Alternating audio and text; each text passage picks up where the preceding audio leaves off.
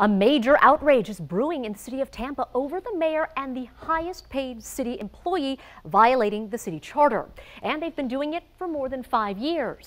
Then Investigates Mike Deason first broke this story, and tonight he joins us with the very latest.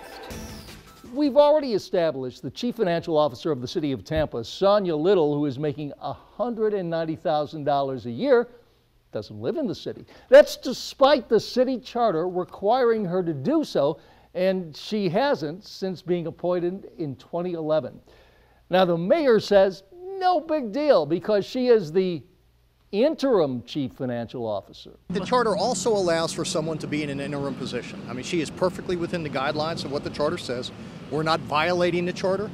Well, Mayor, if that were true, it would be nice, but it's not on either account.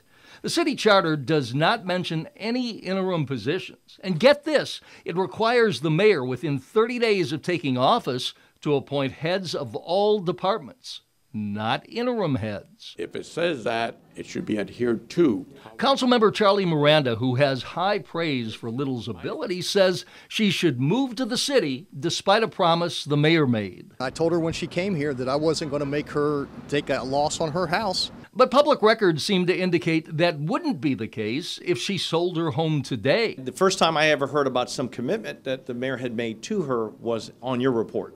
Obviously, that commitment is not something that we are privy to or knew about. Council Chair Mike Suarez also believes Little needs to be a city resident. And so do most of you who responded on social media with comments like, "This is truly what's wrong with government." When someone isn't following Little rules, there is every reason to think they may be showing contempt for all rules. And typical Tampa City policy, cherry-picking what rules to enforce and whom the rules apply to. We really have to follow all the rules, and I think that's an important rule because we want people who serve our city, especially at senior positions, because there are people that live outside the city who are not senior positions, but that they recognize they should live in the city. But there's an even bigger problem with Sonya Little living outside the city because state law says the CFO must be a trustee on the employee pension board.